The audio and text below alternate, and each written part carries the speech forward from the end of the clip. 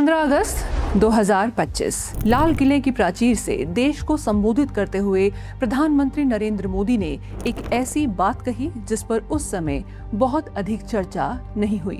प्रधानमंत्री ने कहा कि भारत को आने वाले वर्षों की चुनौतियों को केवल आर्थिक, राजनीतिक या सैन्य दृष्टि से नहीं देखना चाहिए, बल्कि देश के सामने उभर रहे जनसांख्यिकी परिवर्तनों यानी डेमोग्राफिक चेंजेस को भी गंभीरता से समझना होगा।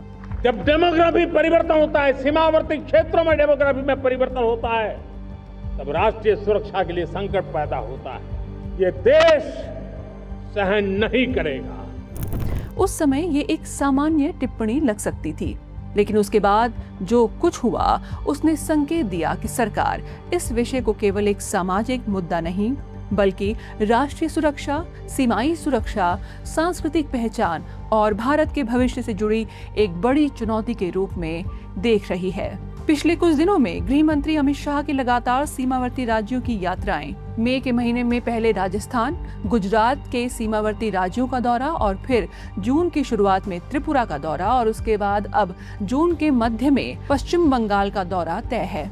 ये सब कुछ संकेत दे रहा है कि सरकार किसी बड़े मिशन पर काम कर रही है। देश के गृह मंत्री अमित शाह ने मार्च 2026 तक नक्सलवाद को पूरी तरह से खत्म करने के अपने वायदे को पूरा करने के बाद अब अपना फोकस पूरी तरह से इलीगल इमिग्रेशन यानी कि घुसपैठ पर कर दिया है। पिछले कुछ वर्षों में भारत सरकार ने राष्ट्रीय सुरक्षा से जुड़े कई मोर्चों पर बड़े अभियान चलाए। आतंकवाद के खिलाफ कार्रवाई हो, नक्सलवाद के खिलाफ अभियान हो या फिर सीमाओं की सुरक्षा का प्रश्न, सरकार लगातार आक्रामक रुख अपनाती दिखाई दी। लेकिन अब संकेत मिल रहे हैं कि केंद्र सरकार एक ऐसे मुद्दे को लेकर मिशन मोड में काम कर रही है जिसे वे आने वाले दशकों की सबसे बड़ी राष्ट्रीय चुनौती मान रही है।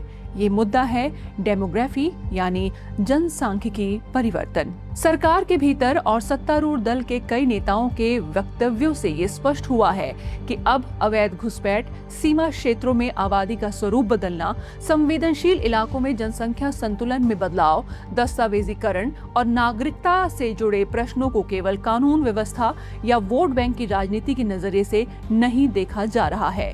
अब इसे राष्ट्रीय सुरक्षा, सांस्कृतिक पहचान और भविष्य की भू राजनीति यानी जियोपॉलिटिक्स से जोड़कर देखा जा रहा है। दुनिया भर के रणनीतिक विशेषज्ञों का मानना है कि आने वाले दशकों में केवल सैन्य शक्ति या आर्थिक ताकत ही देशों की स्थिति तय नहीं करेगी। जनसंख्या की संरचना क्या है, उसकी वृद्धि दर क्या है, उसका वितरण और उसका सामाजिक सांस्कृतिक स्वरूप भी वैश्विक राजनीति को प्रभावित करेगा। यानी आने वाले समय में केवल ये मायने नहीं रखेगा कि किस देश के पास कितनी सेना है, ये भी महत्वपूर्ण होगा कि उस देश की आबादी कितनी है, आबादी की संरचना कैसी है, किस क्षेत्र में कौन सा समुदाय कितना प्रभावशाली है, सीमावर्ती क्षेत्रों में जनसंख्या का स्वरूप कैसा है। इसी कारण डेमोग्राफी का प्रश्न केवल राजनीति का विषय नहीं रह गया है। पहले अवैध घुसपैठ को मुख्यतः दो नजरियों से देखा जाता था, राष्ट्रीय सुरक्षा का खतरा, वोट बैंक की राजनीति, लेकिन अब सरकार का दृष्टिकोण इससे कहीं व्यापक दिखाई दे रहा है। अब ये माना जा रहा है कि यदि किसी क्षेत्र की जनसांख्यिकी स्थायी रूप से बदल जाती है तो भविष्य में उसे वापस पूर्व स्थिति में लाना लगभग असंभव हो जाता है। यही कारण है कि सरकार अब इस विषय को दीर्घकालिक राष्ट्रीय चुनौती के रूप में देख रही है। हाल के महीनों में अमित शाह की यात्राओं और सुरक्षा एजेंसियों की गतिविधियों पर नजर डालें तो एक अलग ही तस्वीर दिखाई देती है। जब देश का राजनीतिक विमर्श कई बार चुनावों और राजनीतिक घटनाक्रमों पर केंद्रित रहता है, उसी दौरान गृह मंत्रालय का विशेष ध्यान सीमावर्ती इलाकों पर दिखाई देता है, विशेषकर असम, त्रिपुरा, पश्चिम बंगाल की सीमा, पंजाब के सीमा क्षेत्र, राजस्थान के सीमावर्ती इलाके। इन क्षेत्रों में सुरक्षा एजेंसियों की गतिविधियां इन दिनों काफी बढ़ गई हैं। सूत्रों के अनुसार सीमा क्षेत्रों में अवैध निर्माणों की पहचान और उनके खिलाफ कार्रवाई पर विशेष ध्यान दिया जा रहा है। सरकार का मानना है कि सीमा क्षेत्रों में होने वाले हर निर्माण की वैधता और उसके वित्तीय स्रोतों की जांच भी आवश्यक है।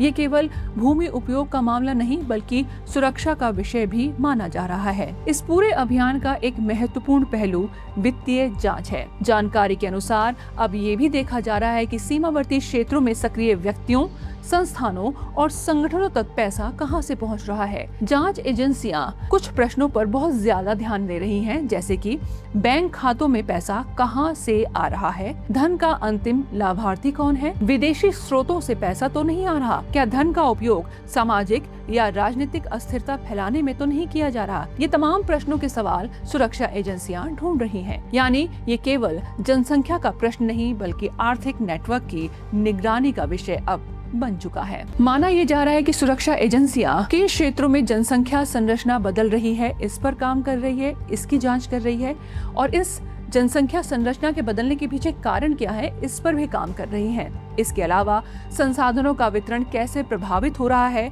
सरकारी योजनाओं का लाभ किसे मिल रहा है, बाहरी आबादी का स्वरूप क्या है, आर्थिक और सामाजिक प्रोफाइल क्या है, भविष्य में इसके क्या प्रभाव हो सकते हैं। इन तमाम प्रश्नों को इस वक्त सीमावर्ती इलाकों में खंगाला जा रहा है। जब हम डेमोग्राफी की बात कर रहे हैं तो ऐसे में हाल ही में जापान में जो एक घटना हुई है उसका जिक्र करना बहुत जरूरी हो जाता है। दरअसल वहाँ हुआ क्या, जापान के एक शहरी विकास क्षेत्र में एक बड़ी मस्जिद का निर्माण किया गया। स्थानीय प्रशासन ने कई बार नोटिस जारी कर कहा कि निर्माण के लिए आवश्यक अनुमति नहीं ली गई है। इसके बावजूद निर्माण वहाँ पर जारी रहा। मामला तब और चर्चित हो गया जब उद्घाटन समारोह में जापान में पाकिस्तान के राजदूत भी शामिल हुए। इसके बाद जापानी प्रशासन ने स्पष्ट किया कि अवैध निर्माण चाहे धार्मिक हो या फिर गैर धार्मिक, कानून के अनुसार कार्रवाई की जाएगी।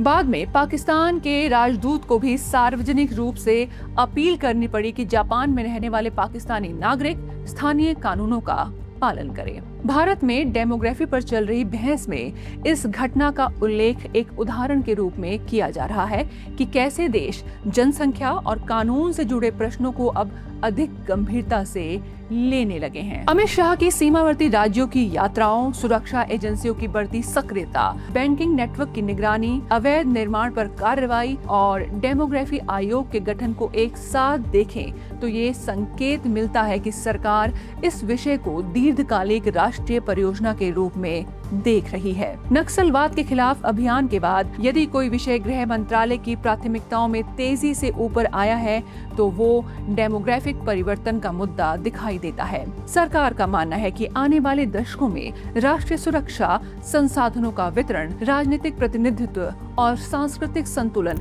इन सभी पर डेमोग्राफी का गहरा प्रभाव पड़ेगा और यही कारण है कि गृह मंत्री अमित शाह की सीमावर्ती क्षेत्रों की लगातार यात्राओं को कई विश्लेषक केवल राजनीतिक कार्यक्रम नहीं बल्कि एक बड़े राष्ट्रीय मिशन की तैयारी के रूप में देख रहे हैं। नमस्कार।